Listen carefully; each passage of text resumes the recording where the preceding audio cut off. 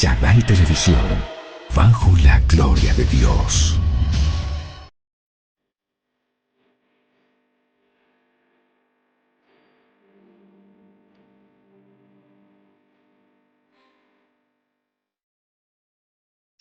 Quiero que arranquemos este tema. Vamos a sacar 4 videos acerca de este tema. Es fundamental. Este tema realmente es muy poderoso. Lo he titulado Formando el carácter. ¿Por qué hablar del carácter? Porque el carácter es vital para lo que Dios quiere hacer contigo y conmigo. Y eso lo debemos tener clarísimo. Si nosotros no tenemos claridad en que Dios quiere formar nuestro carácter, pues nos fregamos. ¿Por qué? Porque Dios va a tratar con nuestras vidas. Mira, ahí encuentras aquel artista que está obrando, está labrando y está forjando una imagen. Así mismo Dios quiere forjar en nosotros la imagen de su Hijo Jesucristo. Entonces nosotros debemos tener en cuenta que sin carácter no hay nada. La unción se alimenta del carácter. Escuche bien lo que le estoy diciendo en este momento. Mire, si yo o usted no tenemos el carácter de Jesús formados en nosotros, nos echamos a perder. ¿Ya? Quiero que tengamos eso en cuenta. ¿Por qué?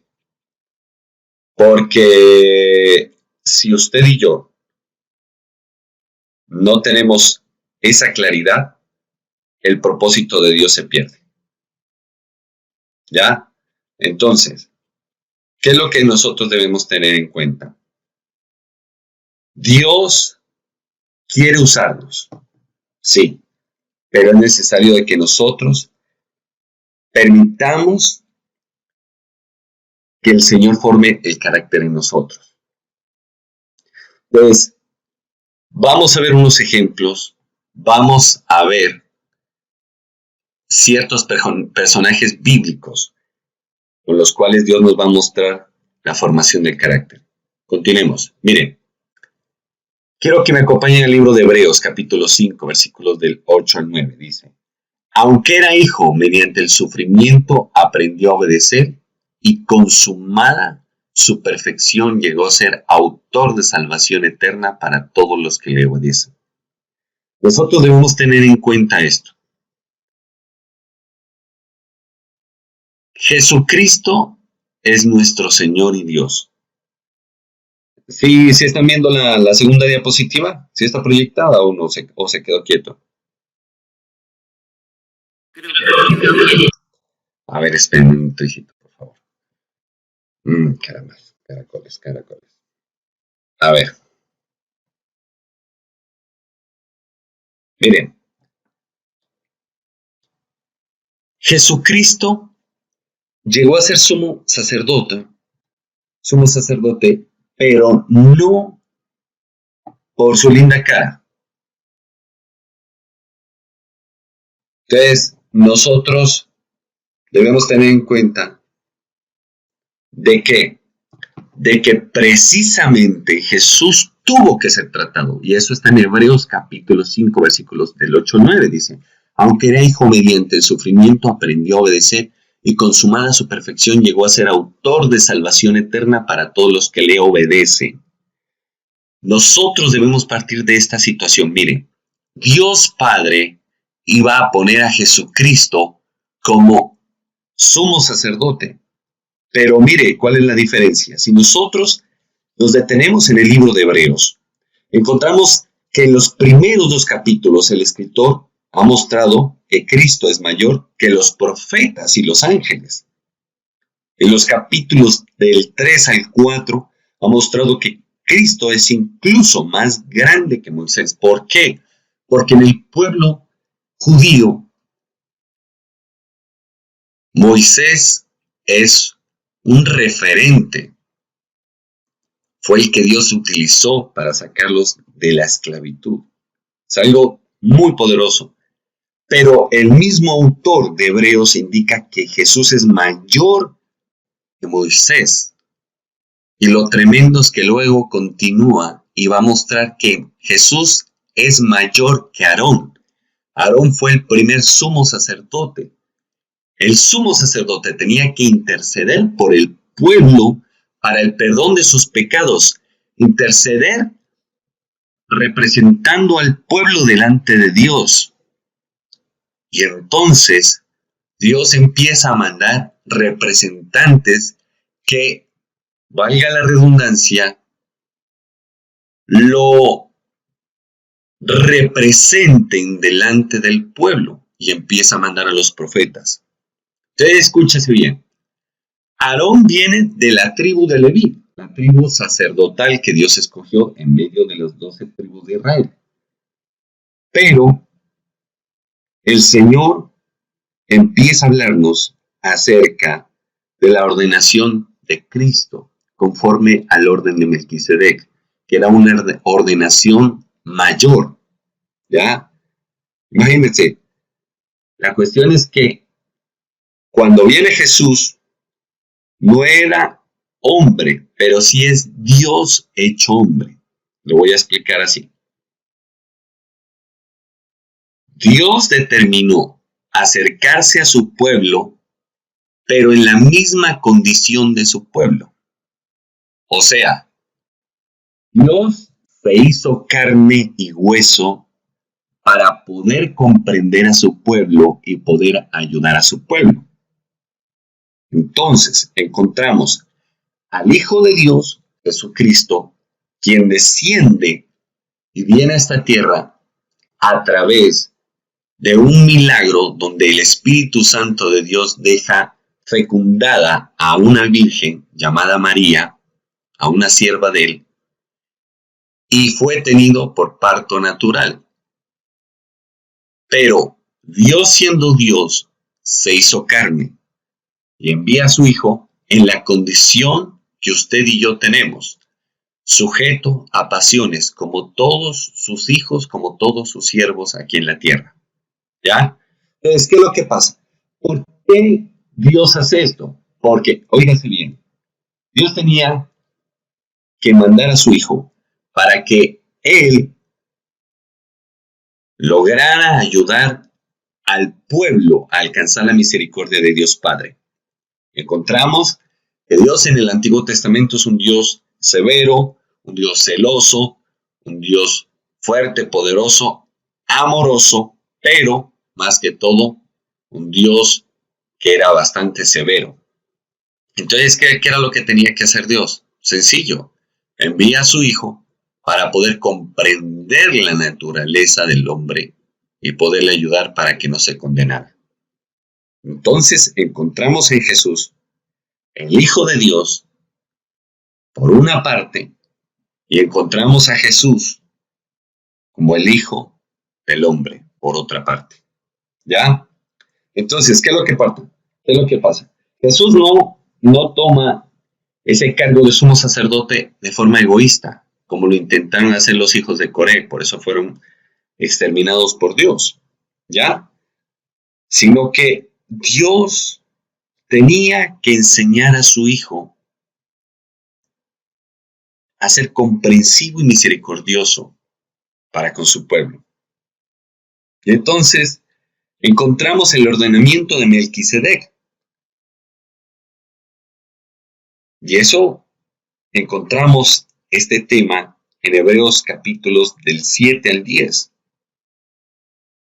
Mire, Dios manda ese ordenamiento a través de la tribu de Judá, sea la tribu que representa realeza.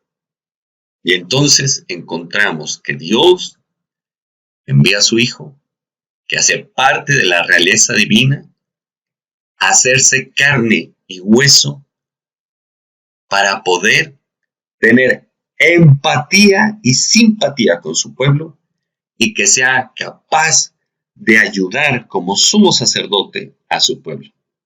Por eso es que encontramos de que cuando nosotros conocemos de Dios, Él es muy especial con todos. Mire cómo es esto. Dios ve a su pueblo y lo encuentra religioso. Escuche bien lo que le tengo que decir. Lo encuentra religioso. Y entonces Dios dice, la religiosidad está haciendo perder a mi pueblo. ¿Y cómo o en qué parte de la Biblia encontramos? Nosotros encontramos en el Antiguo Testamento que Dios le hace reclamo a su pueblo y le dice, este pueblo de labios me honra, mas su corazón está lejos de mí. Es como el caso de el esposo con la esposa. Y entonces cualquiera de los cónyuges de labios dice, te amo, pero dice amar a su cónyuge, pero le es infiel. Dice amar a su cónyuge, pero no lo respeta. Dice amar a su cónyuge, pero no provee. Dice amar a su cónyuge, pero no está en las buenas y en las malas como prometió en el momento del matrimonio, en el altar, cuando dijo, te prometo que estaré contigo en la salud y en la enfermedad, en la riqueza y la pobreza, y así sucesivamente. Entonces, cuando vemos eso, vemos claramente y nos damos cuenta de que no ama a la persona, porque no podemos decir que es amor cuando el amor que yo profeso con mi boca no lo expreso con mis hechos. El amor no se dice, el amor se demuestra. Y eso nosotros debemos tener en cuenta. Dios le hizo un reclamo a su pueblo y le dice, este pueblo, de labios me honra, mas su corazón está apartado de mí. Y entonces tiene que mandar a su Hijo Jesucristo, el cual Dios ordena, conforme al orden de Melquisedec, como sumo sacerdote. Y entonces, ¿qué pasó? Entonces empieza a cumplir esto que dice en Hebreos capítulo 5, versículos del 8 al 9, que a pesar de que Jesús era hijo, tenía que sufrir y aprender a obedecer a Dios. Y entonces, cuando Jesús pasa todo este proceso, puede ayudar a su pueblo a obtener misericordia, a obtener gracia de Dios, a obtener el favor de Dios, a obtener la ayuda de Dios. Por eso este tema es muy relevante y de mucha importancia, porque va a traer crecimiento espiritual. Continuemos, por favor, miren. Dios quiere formar su carácter en nosotros y entonces va a utilizar un fruto del Espíritu, el cual es la templanza.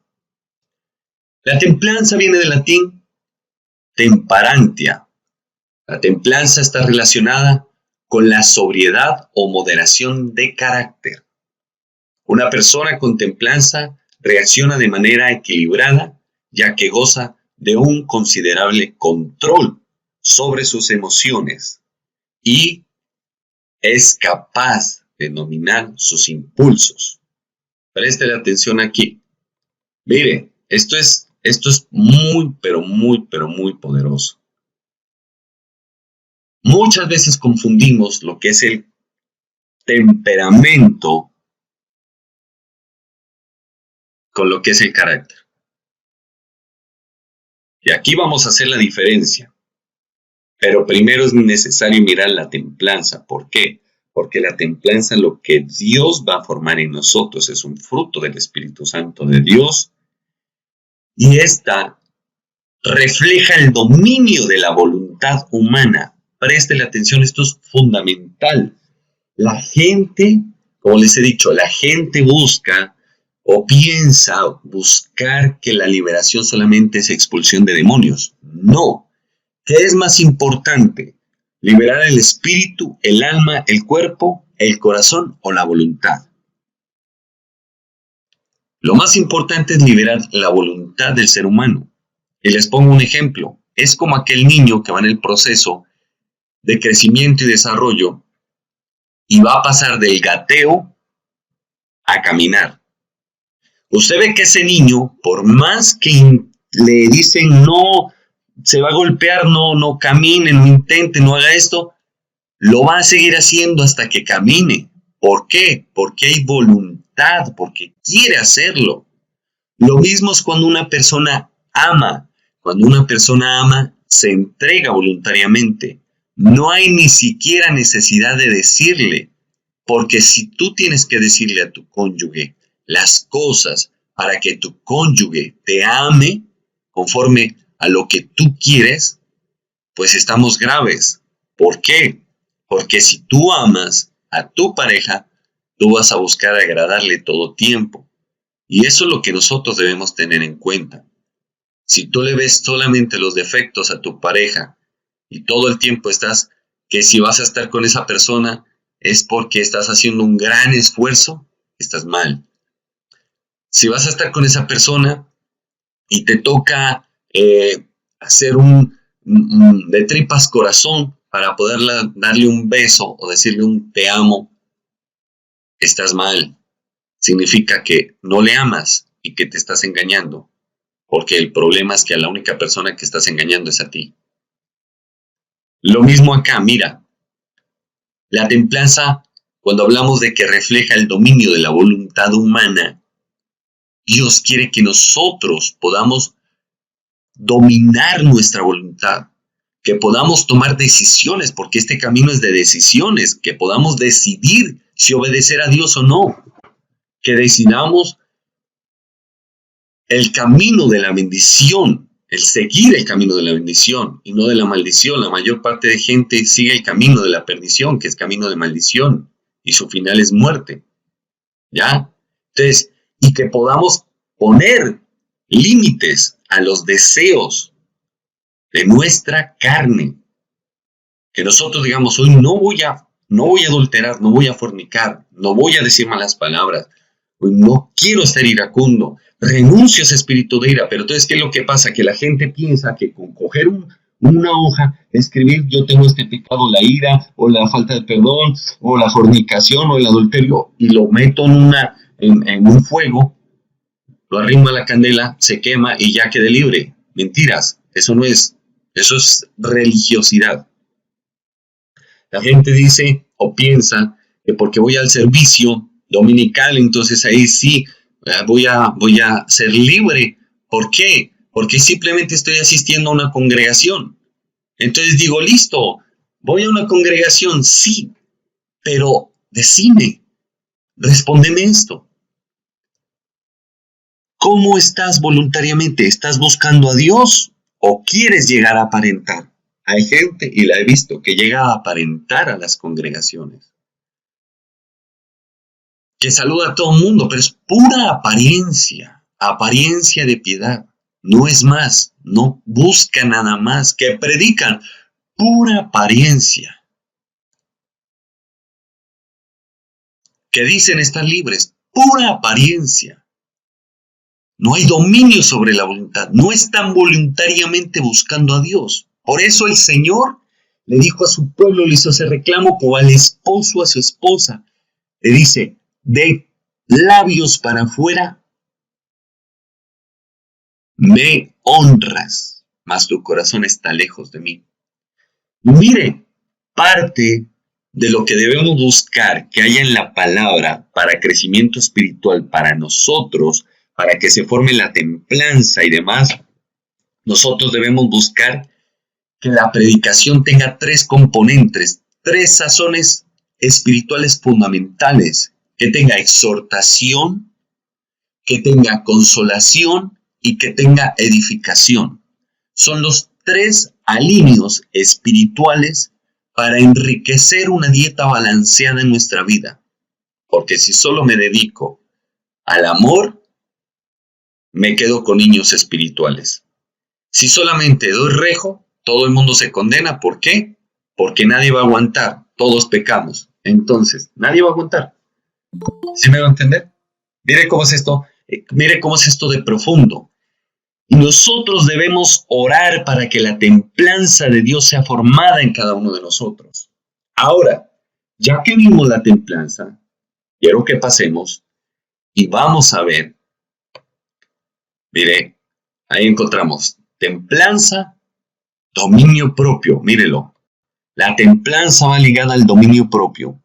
Después de tener claro este concepto de templanza, vamos a pasar a ver qué es el carácter, o qué es, perdón, el temperamento.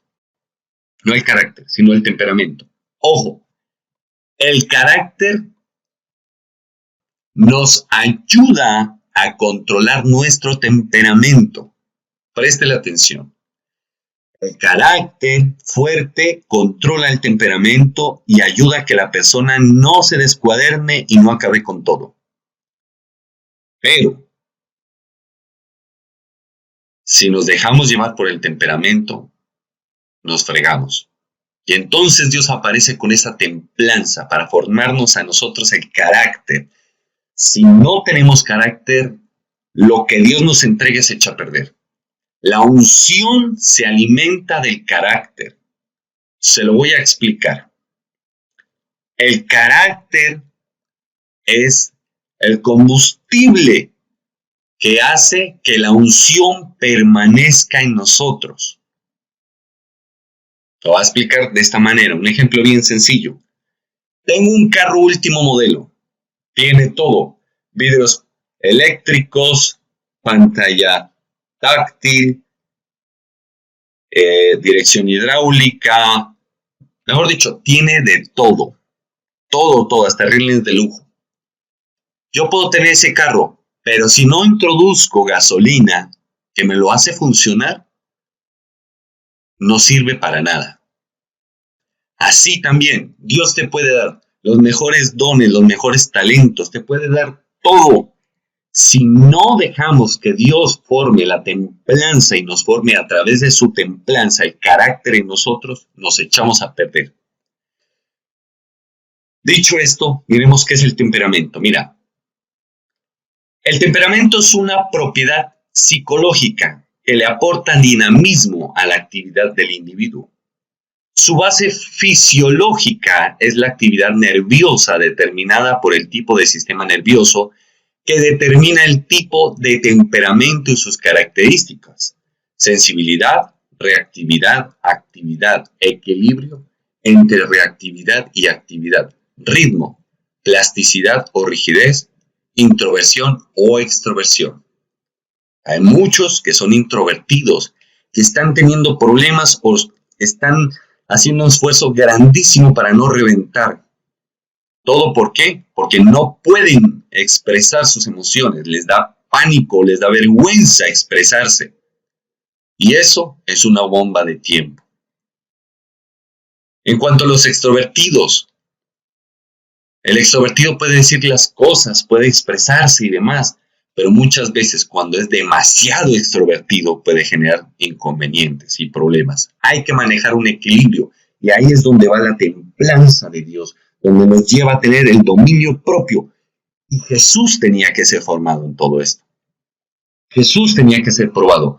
Porque imagínense, si usted y yo nos acercamos a nuestro sumo sacerdote, que es Jesucristo, para poder encontrar misericordia, perdón, gracia, salvación y ayuda de parte de Dios, y si encontramos a un sumo sacerdote rígido, como los encontrábamos en el Antiguo Testamento, no iba a poder encontrar uno misericordia ni salvación, y mucho menos a Dios. Mire el caso de Ana. Elí, el sumo sacerdote, que estaba bien mal, pensó que esta mujer estaba borracha.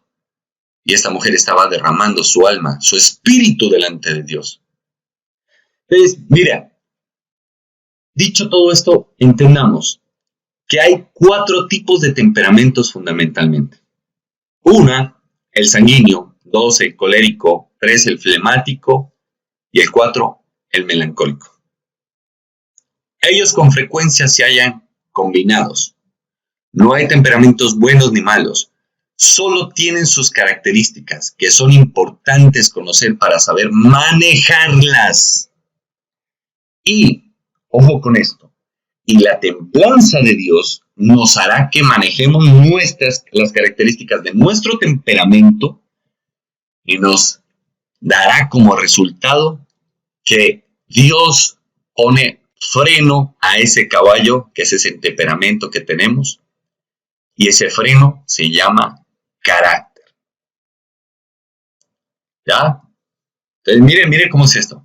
Son importantes conocerlas y manejarlas, esas emociones, ese temperamento de manera adecuada y favorecer la influencia educativa en la formación de la personalidad sana, que aprenda a establecer sus intereses, aspiraciones y otros tipos de motivaciones dirigidas a actividades adecuadas con su dinámica de la actividad. Preste la atención. Dios nos hizo tripartitos, espíritu, alma y cuerpo. En todo nuestro ser, sobre todo en el alma y el corazón, están las emociones. Si nosotros no tenemos dominio propio sobre ellas, nos fregamos. Y por eso, Dios tuvo que mandar a Jesús para que nos echara una mano bastante poderosa en medio de este trasegar. Entonces Jesús pasó por todas las pruebas, pasó por todas las tentaciones. Jesús sabe qué es estar cansado, Jesús sabe qué es estar decepcionado, Jesús sabe qué es muchas veces enfrentarse a tener una depresión. Por eso dijo, mi alma está triste hasta la muerte, cuando sabía que tenía que enfrentar la cruz. Nadie lo ayudó, nadie estuvo para ayudarlo, pero todo el mundo estuvo para pedirle un favor, un milagro y demás. Entonces, Él se nos acerca con tanto amor, con tanta misericordia, sabiendo lo que uno siente en ese momento, y es tan especial y nos ayuda. No sé usted, pero personalmente sí he disfrutado de que mi sumo sacerdote, Jesucristo, me comprenda, me entienda, me escuche, me ayude, no me juzgue y me levante, que es lo más tremendo. Entonces, pasemos de diapositiva. Préstele atención aquí. Vamos a ver los tipos de temperamento. Ojo con esto. Aquí es supremamente importante que le prestemos atención. Mira este cuadro psicológico. El sanguíneo es expresivo, atento, cálido y amistoso, hablador, entusiasta, compasivo. Escuche bien, porque aquí cada uno va a poder entender qué tipo de temperamento tiene uno. Ojo, esa es la fortaleza, lo que les dije, del sanguíneo. Es expresivo, atento, cálido y amistoso, hablador, entusiasta, compasivo. Debilidad: indisciplinado, inestable, improductivo, egocéntrico, exagerado. El colérico, la fortaleza: voluntarioso, independiente, visionario, práctico, productivo, decidido, líder. Debilidad: frío y no emocional, autosuficiente, impetuoso, dominante, rencoroso, sarcástico, irascible, cruel. El melancólico, la fortaleza: dotado, analítico, estratega, abnegado, trabajador, autodisciplinado. Debilidad: variable, autocentrado, propenso a persecución, vengativo, susceptible, teórico, insociable, crítico, negativo. El flemático, las fortalezas: tranquilo, confiable, objetivo, diplomático, eficaz, organizado, práctico, humorista, calmado, plácido. Las debilidades: sin motivación, moroso, egoísta, mezquino, autoprotector, indeciso, cobarde, ansioso. Y entonces, ¿qué es lo que pasa? Dios coge todo este tipo de temperamentos y dice, bueno, voy a forjar en ustedes la templanza, voy a formarles el carácter, para que sepan tomar lo bueno y desechar lo malo, y hacer que lo bueno prospere en ustedes. Y empieza a hacernos nuevas criaturas. Y empieza a transformarnos. Y entonces Dios se nos acerca y nos empieza a hacer criaturas nuevas. ¿Ya? Pero mire lo importante que describe este libro de Hebreos. El libro de Hebreos se basa acerca de la fe y lo importante de que Jesús tenía que hacer ese cordero y ese sumo sacerdote, ese rey y ese cordero, ese rey y ese sumo sacerdote, rey para dirigirnos y demás, cordero para que se cumpliese en nosotros el segundo pacto de Dios, donde habría gracia y misericordia, y sumo sacerdote para podernos llevar a la presencia de Dios Padre y permitirnos el conocerlos, para que dejáramos atrás toda dureza de corazón, toda religiosidad y nos volvamos a Él. Continuemos con las diapositivas. Mire cómo es esto de tremendo. Y aquí vamos a ver, mira. Jesús tuvo que ser tentado en todo y tenía que ser formado. Entonces, vamos a ver, mire cómo es la formación que Dios le dio a su propio Hijo. Y empieza a tratar todas las áreas que hacen parte de la naturaleza humana y que nosotros debemos tener mucho cuidado con ellas porque nos pueden llevar a la destrucción. Le puse de título Tentación de Jesús, eso está en Mateo capítulo 4. Vino a él el tentador, o sea, Satanás, y le dijo, si eres hijo de Dios, di que estas piedras se conviertan en pan. Mire cómo está de tremendo esto. Lo primero que le viene a tentar sería el orgullo, la vanidad. Dice, si eres hijo de Dios. ¿Usted no ha escuchado que dicen acá en Colombia, usted no sabe quién soy yo? Yo soy el hijo, yo soy el sobrino, yo soy el protegido político de fulano de tal.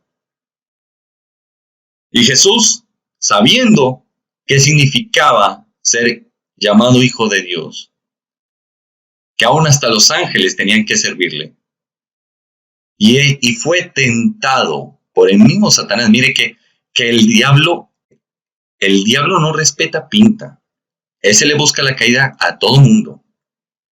Y no era más ni menos que a Jesús, el que está sentado en la diestra del trono de Dios. Llega y lo tenta. Y le dice, bueno, si eres hijo de Dios, di que estas piedras se conviertan en pan. Y Jesús hubiera podido decir, bueno, a ver, ¿cuál es la fregadera? Piedras conviértanse en pan. Y se hubieran convertido en pan. Jesús estaba en un ayuno de 40 días y 40 noches. O sea que su humanidad necesitaba comer, necesitaba probar bocado. Entonces, aquí hay dos tipos de tentación. Una, la parte física, la necesidad fisiológica del cuerpo de Jesús. Y la otra, la parte del orgullo. Y Jesús le dice, escrito está, no solo de pan vivirá el hombre, sino de toda palabra que sale de la boca de Dios. Jesús no le dijo, padre, pero vos sí que friegas. No. La templanza que le hace tomar dominio sobre su carácter, sobre su temperamento, y hace que Jesús tenga carácter, le hace contestar de una manera sobria. Le dice, no solo de pan vivirá el hombre, sino de toda palabra que sale de la boca de Dios. Luego, le hace una segunda tentación y le dijo Satanás, si eres hijo de Dios, échate abajo, porque escrito está, a sus ángeles mandará acerca de ti y en sus manos te sostendrán, para que no tropieces con tu pie en piedra. Escuche bien.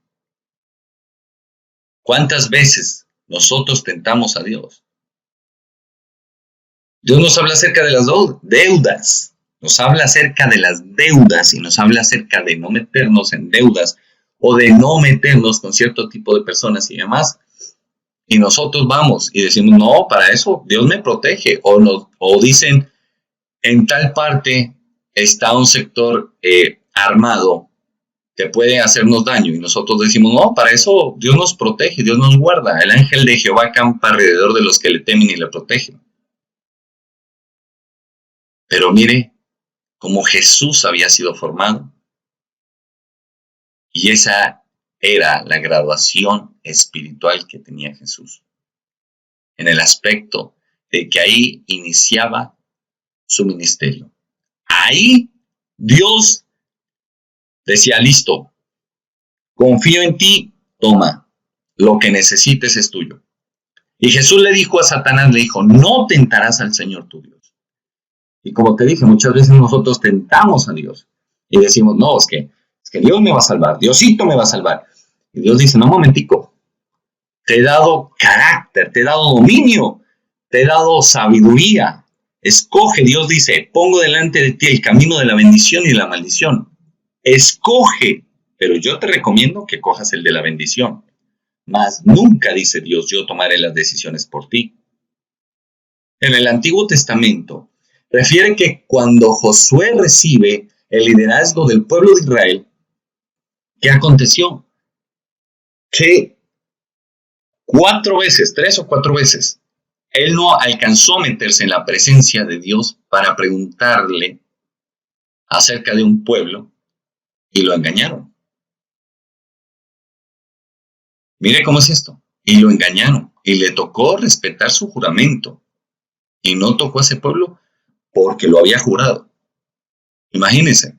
Lo mismo con nosotros, por no estar en la presencia de Dios, por estar en el afán de la vida, el corre de la vida, muchas veces cometemos errores y no entramos en la presencia de Dios para que Él nos hable. Y decimos, sí, de una. Ojo con esto, nosotros debemos tener en cuenta lo que vamos a hablar. Mire, Dios probó y Dios obró y es necesario que nosotros tengamos claridad de que tenemos que tomar decisiones. Mira, continuemos por favor. Mira lo que acontece. Esto es tremendo. Mira la segunda parte de la tentación. Mira, dice, todo esto te daré, le dice Satanás a Jesús, si postrado me adorares. Le quería mover la avaricia, le quería mover esas bajas pasiones de tener y de tener y de tener. ¿Y cuántas veces vendemos nuestra alma al diablo tan solo por querer tener fama, riquezas, gloria, faldas, en fin, etcétera? Y entonces, ¿qué le dijo Jesús? Ya con esa templanza, con ese carácter formado por esa templanza de Dios, con ese dominio sobre sus emociones y bajas pasiones, porque Jesús estaba en condición de carne y hueso, en condición humana, no en condición de Dios. Le dice, vete Satanás, porque escrito está, al Señor tu Dios adorarás y a Él solo servirás. Miren cómo es esto de tremendo. Jesús lo paró y le dijo, momentico, quítate de aquí, no me eres estorbo, no me seas estorbo. La Escritura dice, resistid al diablo y huirá de vosotros, pero el problema es que muchos de nosotros no lo resistimos. Medio se nos aparece en faldas y pecamos. Entonces dice, el diablo entonces le dejó y aquí vinieron los ángeles y le servían. ¿Qué ganó Jesús con esto? Que los ángeles, servidores celestiales, se pusieran al servicio de él. A Jesús nadie le regaló nada. Jesús se la peleó en Francalit, se la peleó. Cada cosa que Dios le ha dado, se lo ha peleado. Por eso tiene nombre sobre todo nombre. Y eso es lo que Dios quiere en nosotros. Pero estamos manejando un cristianismo de que, ay no, tranquilo, sigue pecando, que Dios te tiene misericordia, que Dios te ayuda. No, las cosas son como son y tenemos que ponerlas claras. Lo que consigas en Francalit, eso tendrás. Lo que no, no. Continuemos. Mira, quiero que veamos la historia de Job. Mira, el adversario sabe cómo opera, cómo quebrantar a un ser humano. Lo sabe, porque ha venido lidiando durante mucho tiempo atrás, desde Adán y Eva, con la raza humana. Y entonces mira la realidad espiritual. Y dijo Jehová a Satanás, ¿de dónde vienes? Respondió Satanás a Jehová, dijo, de rodear la tierra y de andar por ella. Cuando Satanás vence a Adán y a Eva, les quita la autoridad, les quita el dominio. Está ejerciendo su dominio, el dominio que le fue entregado voluntariamente. Y entonces Dios se le empieza a jactar acerca de Job, un hombre justo, honesto, honrado, temeroso de Dios. No un crispeto, sino alguien realmente temeroso de Dios. Alguien que se le notaba con sus hechos que era hijo de Dios. Y le dice el mismo Satanás, le dice a Dios, ¿acaso teme Job a Dios en balde? El mismo Satanás está tentando a Dios diciéndole, sí, a ver, déjame tocarlo a ver si es que es tan como dices, si es tan recto como dices. Y entonces pide zarandearlo como zarandeó a Pedro. Y entonces mira, realidad espiritual. El adversario tiene dominio sobre la tierra y su plenitud. 2. El adversario tienta a Dios y pide tocarnos. 3. Mire lo que le dice. ¿No le ha acercado alrededor a él, o sea, a Job, y a su casa y todo lo que él tiene? Al trabajo de sus manos has dado bendición, por tanto sus bienes han aumentado sobre la tierra.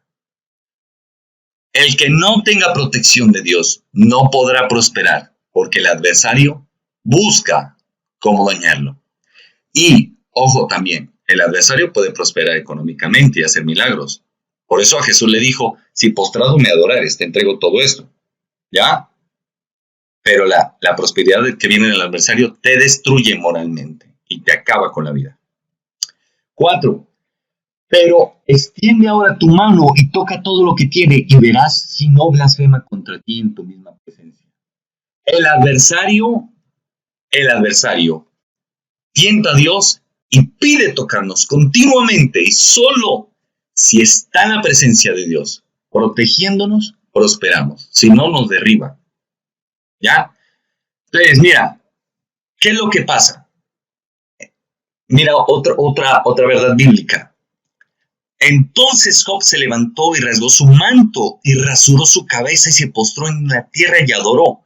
Mira la respuesta de este hombre.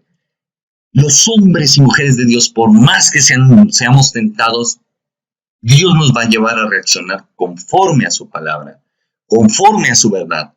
Cuán importante es adorar a Dios en medio de la dificultad. Porque es difícil, somos tentados y es duro.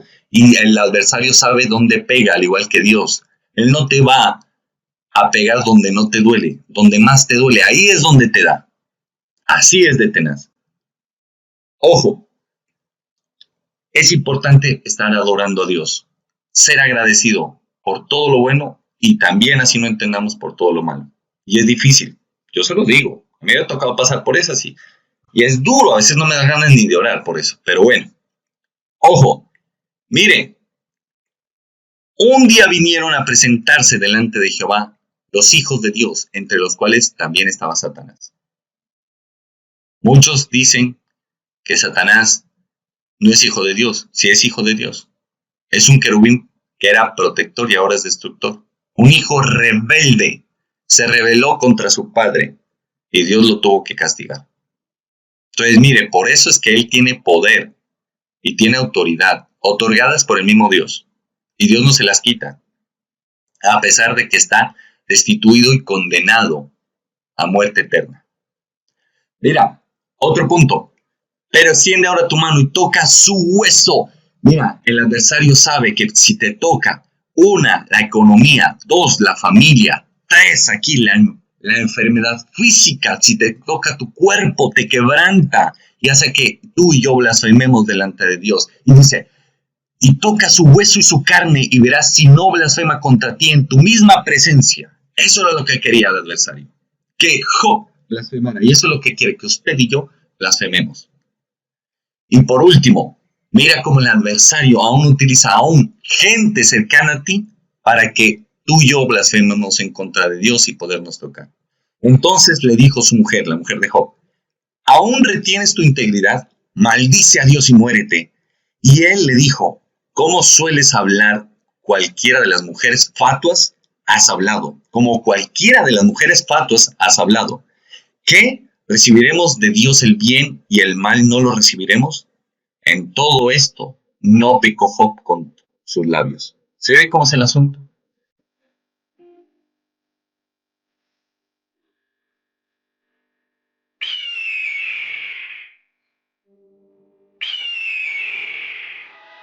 Shaddai Televisión, bajo la gloria de Dios.